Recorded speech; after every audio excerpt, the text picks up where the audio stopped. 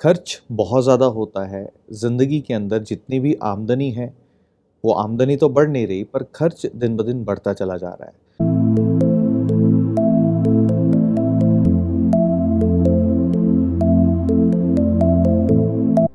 खर्च बहुत ज़्यादा होता है। ज़िंदगी के अंदर जितनी भी आमदनी है, वो आमदनी तो बढ़ नहीं रही पर खर्च दिन-ब-दिन बढ़ता चला जा रहा है। नमस्कार, एक बार फिर से आप सब लोगों का बहुत-बहुत स्वागत है। आज की इस वीडियो के अंदर मैं आपसे शेयर करूँगा वो उपाय जिससे आपकी ज़िंदगी में आमदनी बढ़े और खर्च जो हैं वो कम हो। क्योंकि अगर खर्च एक व्यक्ति अपनी ज़िंदगी के अंदर कंट्रोल कर ले, तो उस व्यक्ति की ज़िंदगी के अंदर बरकत जो है वो बढ़नी शुरू हो जाती है और माँ लक्ष्मी का आशीर्वाद हमेशा बना रहता है। खर्च कब-कब बढ़ जाता है, किस-किस वक़्त वास्तु के दृष्टिकोण से खर्च जो है वो बढ़ जाता है। तो खर्च को अगर हम देखते हैं, एक व्यक्ति जब भी कभी सोच के ऐसे प्रभाव के अंदर आ जाता है जहाँ पे उसकी डिसीज़न मेकिंग गलत हो जाती है, तब एक व्यक्ति के खर्च बढ़ जाते हैं। पहला रीज़न वो रहता है। दूसरा, अनवांटेड एंड अनएक्सपेक्टेड जो नुकसान होते हैं, जिसके कारण से भी खर्च जो है बढ़ जाता है। तीसरा, कभी-कभी मेडिसिन्स यानी कि बीमारियाँ कई बार ऐसी लग जाती हैं, उस पे खर्च हो जाता है। चौथा, कई बारी एडिक्शंस ऐसी लग जाती हैं व्यक्ति को, जहाँ पर व्यक्ति खर्च करता चला जाता है। ये कुछ प्रमुख रीज़न है जिसके कारण से एक व्यक्ति कहीं न कहीं खर्च से बहुत ज़्यादा परेशान रहता है। जब हम बात कर रहे हैं कि एक व्यक्ति के सोच के ऊपर जब प्रभाव सही नहीं होते और सोच के कारण से एक व्यक्ति खर्च करता चला जाता है, उसके डिसीजन गलत होते चले जाते हैं, तो उसके लिए वास्तु के दृष्टिकोण से जो दिशा रिस्पॉन्सिबल है, वो है east of south east direction. जब भी इस दिशा के अंदर असंतुलन आते हैं, असंतुलित अवस्था के अंदर क्या होता है, यहाँ पर डिसीजन मेकिंग गलत होनी शुरू हो जाती है और एक व्यक्ति खर्च पे खर्च करता चला जाता है। जिसमें से सबसे पहला रीजन बन जाता है इस दिशा में अग्नि तत्व का आना।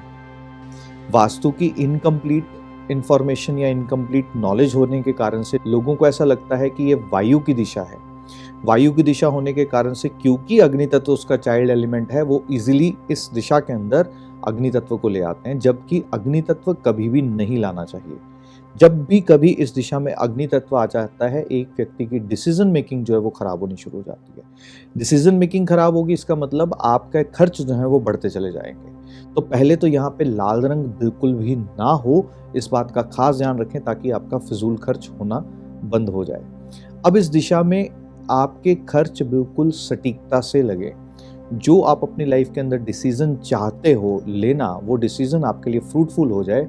इस दिशा के अंदर एक डार्ट गेम, जिसके अंदर डार्ट बिल्कुल सेंटर में केंद्रित हो, इस दिशा के अंदर अगर लगा देते हैं, तो आपकी ज़िंदगी के हर निर्णय ना बिल्कुल सटीकता से लगते चले जाते हैं और आपके डिसीजन आपके लिए फ्रूटफुल होने शुरू हो जाते हैं। पहली बात तो ये रही। दूसरा, जब एक व्यक्ति खर्च करता है तो खर्च किस पे हो जाता है?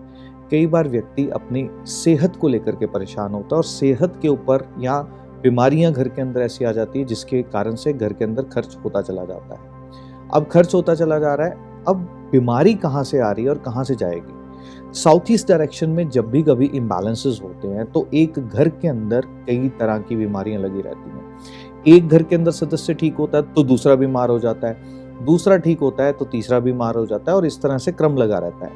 अब इस दिशा को अगर संतुलित करना है तो पहले ये देखना है कि इसके अंदर असंतुलन क्या आता है। जब भी कभी इस दिशा के अंदर जल तत्व का अपना स्वरूप आ जाता है, यानी कि एक्चुअल में जब वाटर आ जाता है, तो एक घर के अंदर बीमारियां बढ़नी शुरू हो जाती हैं। जब इस दिशा के अंदर कोण बढ़ जाता है, यानी कि ये दिशा अगर बढ़ जाती है, तो एक घर के अंदर बीमारियां आनी शुरू होती है।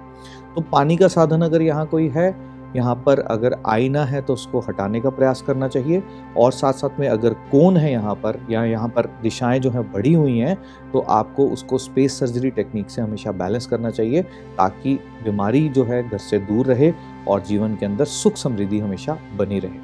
और साथ ही साथ में जिस भी व्यक्ति के ऊपर मेडिसिन ज़्यादा लग रही है, उस व्यक्ति का एक चित्र क्लिक करवा करके आप कुछ समय के लिए नॉर्थ ईस्ट डायरेक्शन में लगा दें और जब वो व्यक्ति स्वस्थ हो जाए, स्वस्थ होने के बाद उसी तस्वीर को आप ईस्ट डायरेक्शन के अंदर लगा दें ताकि आपको उस व्यक्ति को स्वस्थ करने के लिए वास्तु की इस ट्रिक की सहायता से वो व्यक्ति निरोगी हो पाए और आप उसकी मदद कर पाएं। फिर तीसरा मैंने क्या कहा कि एक व्यक्ति कहीं ना कहीं जिंदगी के अंदर खर्च इसलिए करता चला जाता है, कई बारी बुरी आदतें लग जाती हैं। तो बुरी आदतें कब लगती हैं? जब भी कभी वास्तु के दृष्टिकोण से west of north west direction यहाँ पे कोई भी इम्बैलेंस हो। इम्बैलेंस स्टेट यहाँ पर एडिक्शंस देती है। एडिक्शंस जैसे कि अल्कोहल, जैसे कि सिगरेट, जैसे कि ड्रग्स, यहाँ तक कि बहुत सारे ऐसे एडिक्शंस होती हैं जिसके कारण से व्यक्ति चाह कर के भी अपने आप को रोक नहीं पाता और खर्च करता चला जाता है। जब भी कभी आपको ऐसा लगे कि ऐसा हो रहा है तो एक छोटा सा उपाय आपको क्या करना है, इस दिशा के अंदर असंतुलन को दूर करना है। इसके अंदर असंतुलन कौन देता है? इसके अंदर आया हुआ बहुत ज़्यादा नीला रंग असंतुलन दे देता है। अगेन वास्तु की इनकम्प्लीट नॉलेज होने के कारण से, क्योंकि वास्तु के बारे में वही सुना और लोगों ने उसको वैसे ही प्रिसीव कर लिया, वास्तु की इनकम्प्लीट नॉलेज होने के कारण से लोगों को ऐसा लगता है कि ये स्पेस एलिमेंट है और स्पेस एलिमेंट का चाइल्ड एलिमेंट है वाटर एलिमेंट। लोग कई बार क्या करते हैं, ये दिशा बड़ी हुई हो तो वहाँ पर नीला रंग करा देते हैं और लोगों को ऐसा लगता है कि इसका चाइल्ड एलिमेंट है, यहाँ कोई परेशानी नहीं करेगा। जबकि ये रंग जब यहाँ पे आ जाता है, गहरा नीला रंग जब यहाँ पे आ जाता है, तो क्या करता है, एक व्यक्ति के लाइफ के अंदर उसको एडिक्शंस देने का काम कर देता है। अगर आपके घर में ऐसा है और कोई व्यक्ति या कोई बच्चा ऐसा है जो एडिक्शंस का शिकार है, तो फौरन उसको यहाँ से हटाएं। दूसरा, साथ ही साथ में एक व्यक्ति को सही गलत की समझ हो।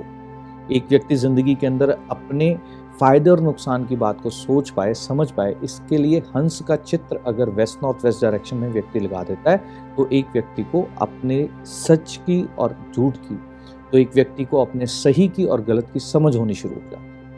तो इस तरह से आप इन चीज़ों से बच सकते हैं अगर आपके घर में भी ये चीज़ें हैं तो बस ये छोटे छोटे से उपाय करके वास्तु की सहायता से आप अपने जीवन के अंदर खर्च स्थान को ठीक कर सकते हैं। ज्योतिष के अनुरूप 12वां भाव होता है कुंडली में जो खर्च का होता है, पर वो एक व्यक्तिगत विषय है। जब तक कुंडली का अध्ययन ना हो, कुंडली के अध्ययन से एग्जैक्ट किस दिशा के अंदर रुकावट है जिसके कारण से ये दिक्कत आ रही है, कौन सा नक्षत्र खराब है, कौन से नक्षत्र का कौन से पदा के अंदर चैलेंजेस जो हैं वो आ रहे हैं और उसको घर के अंदर कैसे देखना है, वो एस्ट्रो वास्तु की लेयर पे देखा जा सकता है। पर प्राइम अगर ये इतनी सी भी करेक्शन कर दी जाए तो एक व्यक्ति की ज़िंदगी के अंदर खर्च कम होने शुरू हो जाते हैं और सेविंग्स बढ़नी शुरू हो जाती हैं और कहीं ना कहीं हम ऐसा कह सकते हैं माँ लक्ष्मी की कृपा जो है वो बननी शुरू हो जाती है। Trinity vastu, world beyond vastu हमारा एक फेसबुक का पब्लिक ग्रुप है।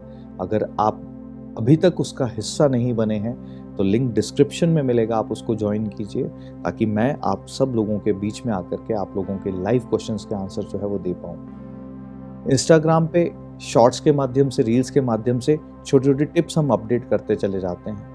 आप अगर उसका हिस्सा बनते हैं तो शॉर्ट्स के माध्यम से, रील्स के माध्यम से छोटी छोटी सी रेमेडीज़ हैं जो करके आप अपने जीवन के अंदर खुशियाँ पा सकते हैं। आज्ञा चाहता हूँ अभी के लिए, तब तक अपना ध्यान रखिए। ईश्वर से, परमपिता परमात्मा से प्रार्थना है कि आपके जीवन के अंदर खुशियाँ बनी रहे। आज्ञा चाहता हूँ तहे दिल से।